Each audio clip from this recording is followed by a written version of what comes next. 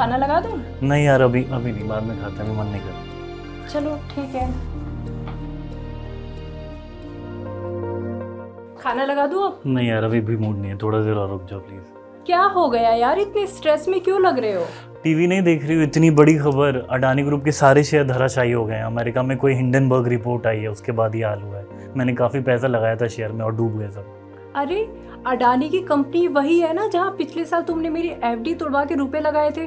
तुम तो बोल रहे थे बड़ा फायदा होगा। लगाए थे, मुझे लगा परफॉर्मेंस अच्छा करी कंपनी तो आगे भी सही रहेगा। मुझे क्या पता था ये हाल होगा, पैसे सब। कम से कम रुपए लगा रहे हो तो उसकी जानकारी तो पहले लोगे ना, कि कहाँ लगाने चाहिए कहाँ नहीं लगाने चाहिए। अब सोचो कोई ना कोई सॉल्यूशन तो निकलेगा ना। यार नहीं आ रहा कुछ समझ में, दिमाग की वाट लगी है, तब से यही सोच रहा हूँ क्या। अरे हाँ, हाँ। मेरे एक मामा जी हैं, वो शेयर मार्केट के खिलाड़ी हैं, उन्हें बहुत नॉलेज है उस चीज़ की। अगर हम उनसे बात करेंगे तो कोई ना कोई सॉल्यूशन तो जरूर निकलेगा। ये प्रदीप मामा के जो शादी में हाँ, आए थे, हाँ, और वही। पिछले महीने भी मामा और मामी आए थे। हाँ वही। ठीक है, उनका तो नंबर भी है मेरे पास, फोन हाँ, करके उनसे पूछता बात हूँ करो। कि क्या करूँ, क्या कर सकता हूँ। फोन करूँ? हाँ रुको एक सेकंड। हाँ सारांश, देखो चिंता की बात तो है, लेकिन तुम ज़्यादा परेशान मत हो। शेयर मार्केट में देखो ऐसी घटनाएं होती रहती हैं, ऐसे उतार चढ़ाव आते रहते हैं। अब इससे बचने का तो एक ही तरीका है कि जब तुम किसी कंपनी में पैसा लगा रहे हो तो ये देखो कि उसका फंडामेंटल कितना मजबूत है, उसकी अकाउंटिंग में ट्रांसपेरेंसी है या नहीं है, ये सब चीज़ें थोड़ा देख के तब पैसा लगाना चाहिए। જો તમે પણ તમારી પરસેવાની કમાણી કોઈ કંપનીના શેરમાં લગાવી રહ્યા છો તો એ જરૂર જોવું જોઈએ કે કંપનીની બેલેન્સ શીટ ચોખ્ખી છે કે નહીં, કંપની કેટલી પારદર્શિતાથી બધી જાણકારી આપી રહી છે એ પણ જોઈ લેવું જોઈએ।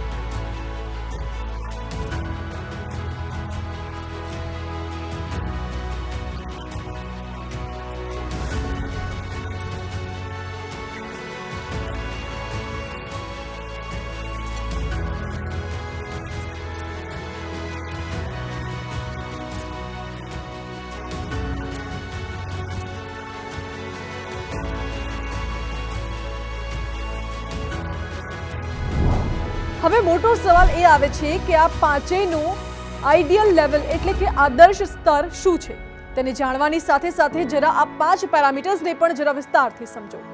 પહેલું પેરામીટર છે ડેટ ટુ ઇક્વિટી રેશિયોનું।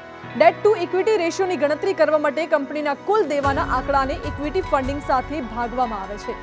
આનાથી એ ખબર પડે છે કે કંપની પોતાના કારોબારના ફાઇનાન્સિંગનો કેટલો હિસ્સો પોતાના ફંડ્સ અને લોન દ્વારા ભરપાઈ કરે છે, અને રિસ્ક गियरिंग के लिवरेज रेशियोના નામે પણ ઓળખવામાં આવે છે।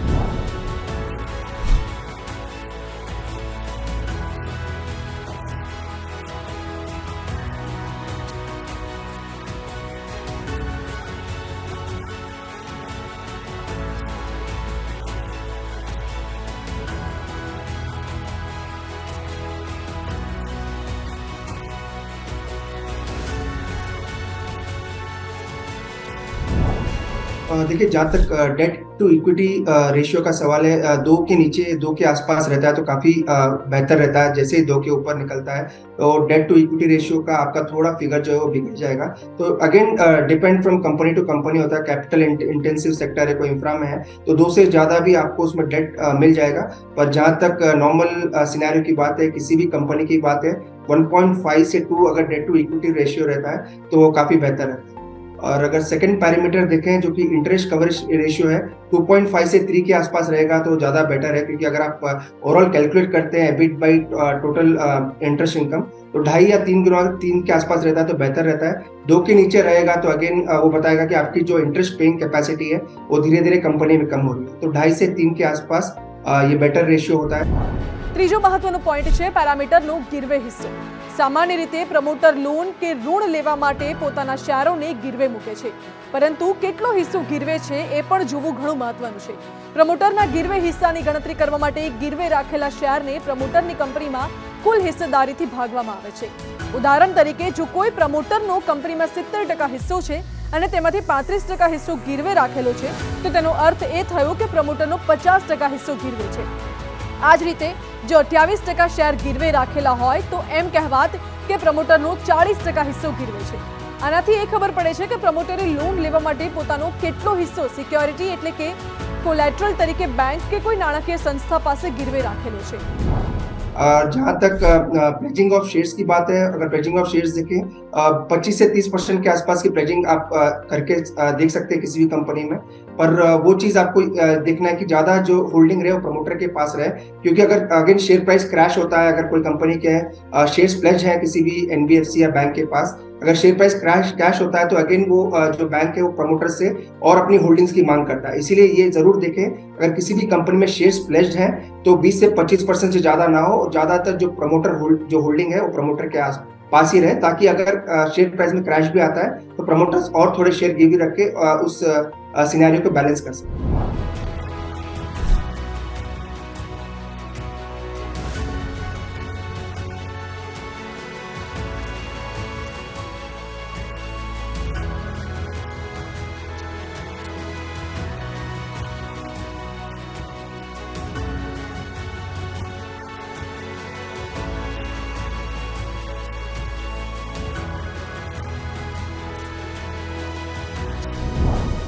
પાંચમો મહત્વનો આંકડો કે માપદંડ છે PE એટલે કે price two earning ratio.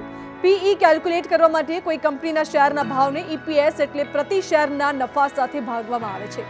EPS છેલ્લા 12 મહિના કે કોઈ એક નાણાકીય વર્ષની સાથે આવનારા 12 મહિનાનો પણ હોઈ શકે છે। આનાથી એ ખબર પડે છે કે કોઈ રોકાણકારને એક શેર ખરીદવા પર ચૂકવવામાં આવતી રકમની તુલનામાં કેટલી વેલ્યુ મળે છે। પરંતુ પ્રોફિટ માર્જિન અને PE થી પણ વધુ જરૂરી છે એ જાણવું कि तेनु आइडियल लेवल शू है छे। जहाँ तक नेट प्रॉफिट मार्जिन की बात है, वो जितना ज्यादा 1.2 1.3 के ऊपर है उतना ज्यादा बेटर रहेगा। सपोज एक एग्जांपल ले ले, अगर किसी का नेट प्रॉफिट मार्जिन 9% है और उसका इंटरेस्ट कॉस्ट जो है सपोज उन्होंने 9% या उससे नीचे लिया है तो ज्यादा बेटर रहेगा, क्योंकि अगर मार्जिन अच्छे होते हैं तो अपने डेट को ज्यादा अच्छा सर्विस कर पाएगा। इसीलिए जो आइडियल जो होता है 1.2 1.3 के ऊपर जितना बेटर रहेगा उतना ज्यादा अच्छा है। अगर एक के नीचे या 1 के नीचे तो थोड़ा नेगेटिव किसी भी कंपनी के लिए माना जाता है।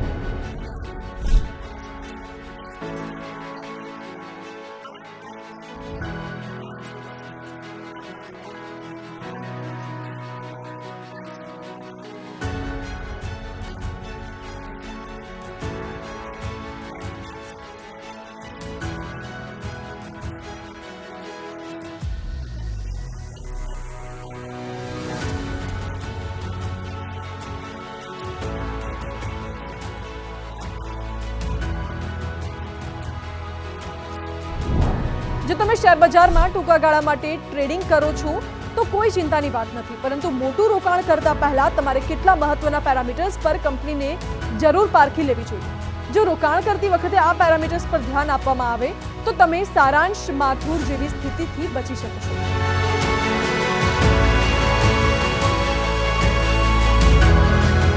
આવા જ ઇન્ટરેસ્ટિંગ વિડીયો જોવા માટે આપ મની9 ગુજરાતીની YouTube ચેનલને સબસ્ક્રાઇબ કરી શકો છો।